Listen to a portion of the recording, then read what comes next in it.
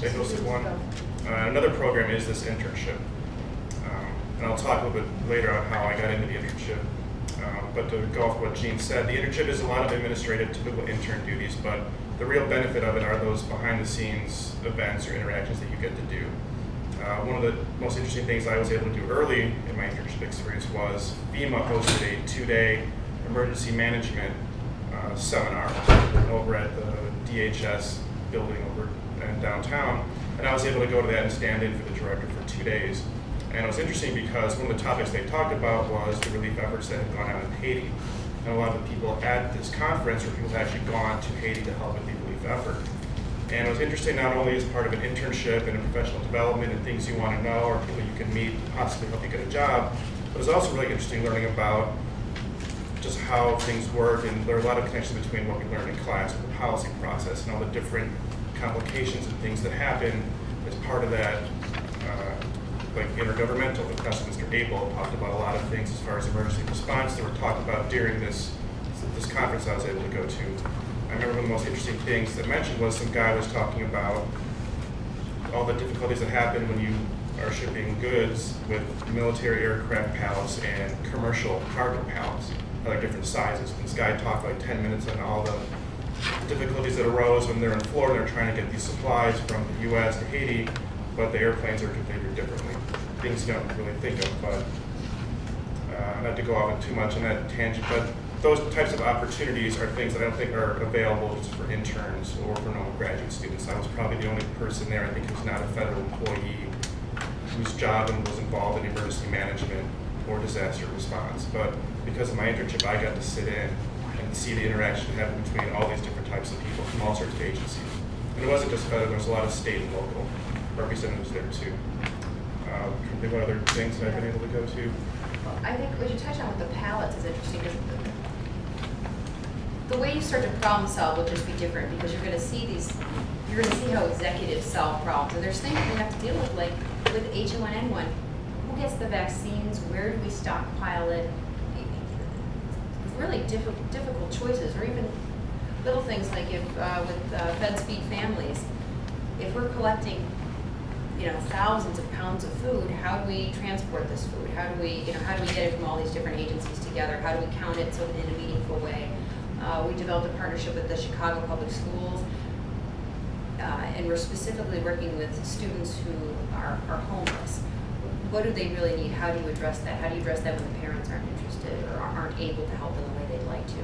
So there are sometimes unsolvable problems. I mean, there was an oil spill in Michigan. EPA, our local EPA was in charge of cleaning that up. And our FEMA office, the way FEMA is set up, when there's an emergency, they don't always take the local resources. They also pull from other agencies. So we'll have people from our Chicago FEMA office going to work on tsunami efforts or on the oil spill down in the Gulf, or earthquake relief or flooding relief up in Minneapolis. So they're coming back with reports, and you're hearing about problems and how they solved it and how they worked with sometimes no systems in place to get things done. Like, how do you get things into Haiti when there aren't enough flights, or how do you break things up to get things through customs? And those seeing how those problems are solved are things that you're going to need later on. Getting things through customs was probably one of the hardest and most important things I had to do with the State Department, getting diplomatic pouches in, and then when we were here, just clearing customs shipments for embassies that were doing art fairs or those sorts of things. That it creates a lot of goodwill having a shipment go through easily, and things go wrong quite often shipping things. So it impacts a mission. So we're talking about pallets, and it might seem boring, but the contents of those pallets are incredibly important often. So, all right. So, if we can go to the next slide. Who here went to the UIC job fair, the federal job fair? I was there. All right, good. It was great to see what agencies are here. Who went to the Social Security Administration? One, good. That's one agency I would really try and push as a place to start a federal career. their fraud investigation, just learning how to identify problems in paperwork, our Social Security office here is very strong, has very strong leadership and very strong leadership programs too. If you go to a small agency, you might not get the same kind of training that you would at a large agency like SSA. So that's one that people don't always think about, but I want you to consider. And it's one that I think their hiring freeze is going to list. Your Mark's actually from SSA. That's why I thought it was kind of humorous when a person raised their hand. But thank you for raising your hand. Yeah, I've been with them for 5 years. Yeah. Do you want to talk a little bit more about the work that they do or the importance? You might not realize all of the things that they do, helping with veterans benefits and. Sure. Yeah. Yeah. Okay. So I've been with Social Security for 5+ years now, and there was a slide up there that said, don't count an organization out. When I came in with the PMF program, I was just leaving a career in the service in the Army, so I was pretty much open for anything. I was actually going to go into teaching. But that didn't pan out, so I decided to, almost as a last-minute choice, apply for this Presidential Management Fellowship Program. There were very few agencies. They hire crazy amounts in DC of these types of students, but here in Chicago, it's not so much. So that is how I ended up with Social Security. They were one of the few agencies that was willing to hire PMFs that year in 2005. And I never, if you would have told me I was going to work for Social Security, I would have said, yeah, no way. Because it was just so different from what I was used to. Military, doing Army stuff, Social Security, completely different ends of the scale. But I am so glad I did it because I found a job that I honestly can say I love. And I've held many jobs in my life, and I can honestly say that this is probably one of the maybe 2 or 3 that I actually love doing. I could do it for an unlimited amount of time. So consider that as you're considering your job options in the future. Don't count anything out too much. Social Security does have a very relevant, valid mission in communities everywhere across the country. One of the great things about Social Security too is where some offices are centralized in DC, Social Security is everywhere. Hawaii, Alaska, anywhere else, Puerto Rico.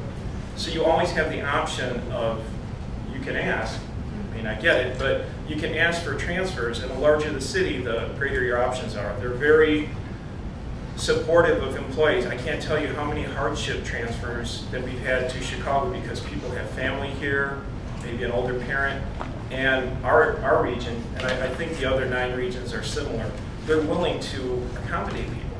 So a little bit about SSA. FEB is at the top of your working list, right? Oh, absolutely. Without a doubt. Did you want to take a minute now to talk about the PMFs a little too? That's how you got into SSA. And the Presidential Management Fellows Program, I think, is a great option for students who are looking for other ways to get into the federal service. Yeah, it really is. And one of the great tools that's been in effect, I think, since 1977, it is open to folks who are in their last year of their grad program, whether that is a PhD program, a law degree, or some other type of master's program. You're eligible to enter into that when you're going to graduate within the next year. So in other words, if you were going to, using this year as an example, if you were going to graduate anytime from August all the way till next July, for instance, that's when the window would be open for this year. So you have to kind of be a little bit ahead of the ballgame. The PMF website is open all the time. They don't always take applications. I think the next application period opens up in August or September, and it's for people who will be graduating that school year. So kind of give you an idea, a little bit of forward planning. One of the advantages is that you start out as a GS9, which in Chicago you get a little bit of a percentage increase because of high cost of living. It equates to about $49,000 a year to start. And the next year you're promoted non-competitively, which means you don't have to prove anything other than that you can come to work on time and do your job, to GS11. And then the following year you're promoted to GS12. And let me tell you, there are people out there who I've met, if you're interested in moving forward quickly, there are some that stay in the same grade level for 25 years, 30 years. Because they love what they do, that's their choice. But if you're interested in becoming a manager quicker rather than later, that would be a really good program. to come in on. And you make a lot of great connections too along the way, because at SSA, I was there the first week and I'm talking to the people who run the region. And they don't even know who I am yet. So it's a really good opportunity. It's really worth the effort if you're interested in working for the federal government. And all types of agencies use this program. State Department, Department of Defense, the individual departments like Navy or Army, if you're interested in something like that, Veterans Affairs, Social Security, of course, Health and Human Services in Chicago is a big advocate of PMFs here. So just to give you a kind of a taste of that. Yeah, thanks. Sure. Yeah. We actually conduct, the Federal Executive Board helps conduct those interviews for the PMFs too, so you might see us across the table if you decide to apply to that program. All right, so this is where we've gotten just great employees from this program. So already you're ahead of many of your competitors in the Chicago region, because we know that this program really prepares you to network and to use the right strategies and to be a success once you come on the job. I know we've had several interns from UIC and they've all done really well and gone on to great things.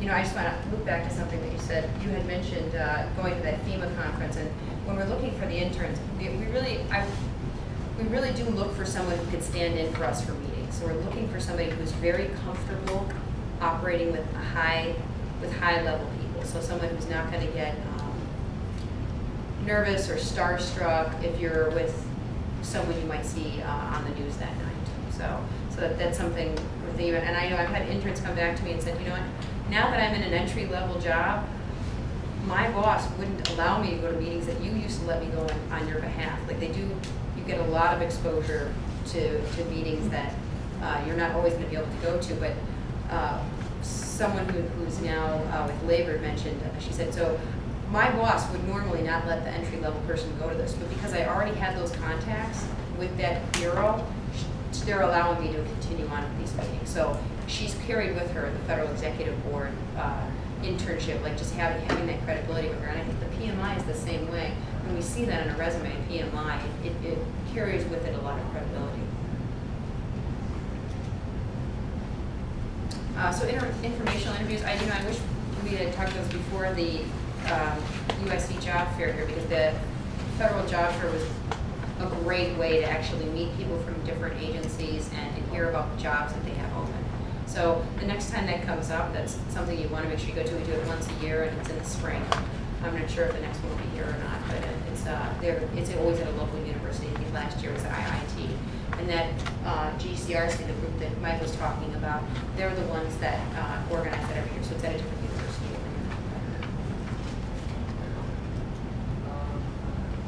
Find a mentor.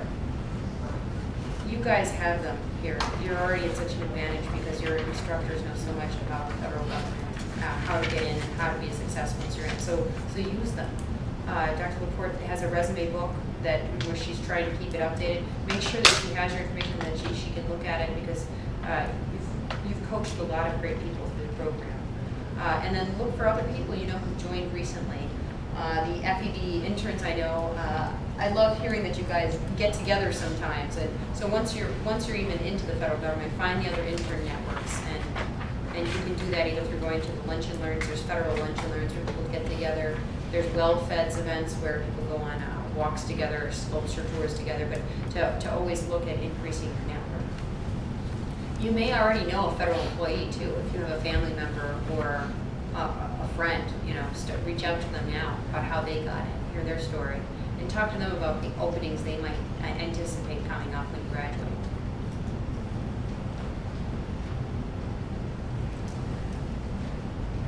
So this is something we touched on a little bit.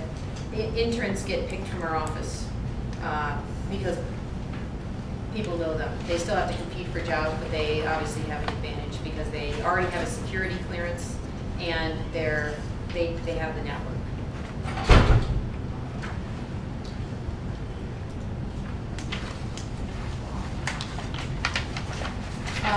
Job shadowing is not always easy to do in the federal government because of clearance issues. But again, if